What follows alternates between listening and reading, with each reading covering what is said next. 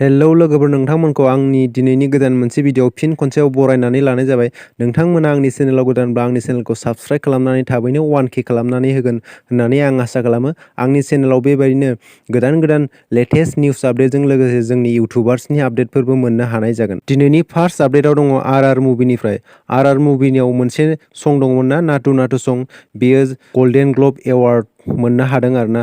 रजनीकान्त बिथाङाबो टुइटाराव टुइट खालामनानै साबायखर बावदों आरआर टीमनिसिम। नरेन्द्र मदि बिथाङाबो टुइटारनि गेजेरजोंहाय साबायखर बावदों आरआर टीमनिसिम। नेक्स्ट आपडेटआव दङ नरेन्द्र मदि बिथाङा टुइटाराव टुइट खालामनानै बुंदों, दिनै 12 जानुवारि स्वामी विवेकानन्दनि जोनोम सानावहाय कर्नाटकआव जानाय 26थि हाबिलनि नेशनेल युथ फेस्टिभेलावहाय बाहागो लाहैगोन होनना टुइटाराव टुइट खालामनानै फोरमायदों। नेक्स्ट आपडेटआव दङ प्रमद बर' बिथाङा टुइटाराव टुइट खालामनानै बुंदों, श्री प्रफुल्ल हाफिला बिथां थैनायाव इसोरनिसिम आर'ज गाबदों आरोना। प्रफुल्ल हाफिलाया सोर होननानै बुङोब्ला, प्रफुल्ल हाफिला बिथाङा बारग' प्रेसिडेन्टजों लोगोसे गाहाय बोसोनगिरिमोन, अल डिमासा स्टुडेन्ट इउनियननि लोगोसे ससियेल वर्कारबोमोन। नेक्स्ट आपडेटआव दङ पाकिस्ताना जोबस्रांनायनि लामायाव फैगासिनो। शपिं मलजों लोगोसे गोबां पाब्लिक प्लेसफोरखौहाय बन्द' खालामनो गोनां जादों। पाकिस्ताना फिनान्सियेलि गिदिर जेंनायाव गोग्लैनो थांगासिनो। पाकिस्तानाव सानफ्रोमबोनि जिउआव गोनां जानाय मुवा बेसादनि दामफोरा बारायनायनिफ्राय बारा जालांगासिनो दङ आरोना। इलेक्ट्रिसिटिनि बाहायनायखौ खम खालामनो थाखाय शपिं मल आरो मार्केटफोरखौहाय 8:30नि सिगाङावनो बन्द' खालामनो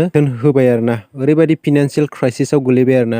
जोबस्रांनायनि लामायाव फैगासिनो दङ पाकिस्ताना। नेक्स्ट आपडेटआव दङ प्रमद बर' बिथाङा टुइटाराव मोनसे टुइट खालामनानै बुंदों, बर'फोरनि गोजोन एकर्डनि थाखाय बिथांमोना सावरायलायदोंमोन आरोना। बे सावरायलायनाया मैया जानानै थांबाय आरोना। नर्थ ब्लक निउ दिल्लीयावहाय जानानै थांदों आरोना। बे सावरायलायनायाव बाहागो लादोंमोन union additional home secretary adviser north इस्टनि चिफ सेक्रेटारि आसामनि, principal secretary Assam, ADGP Assam, chief of BKWAC नि बिथांमोनहा बाहागो लायो। स' दिनैनि आपडेटआ एसेनोसै। लोगो मोनफिनगोन गोदान मोनसे भिडिअ। नोंथांमोना आंनि चेनेलाव गोदानब्ला चेनेलखौ साबस्क्राइब खालामनानै आंनि चेनेलखौ थाबैनो 1K खालामनानै होदो। आंनि चेनेलाव बेबायदिनो गोदान लेटेस्ट निउस आपडेटजों लोगोसे इउटुबार्सफोरनि निउस मोननो हानाय जायो। लोगो मोनफिनगोन गोदान मोनसे भिडिअ। बाय बाय।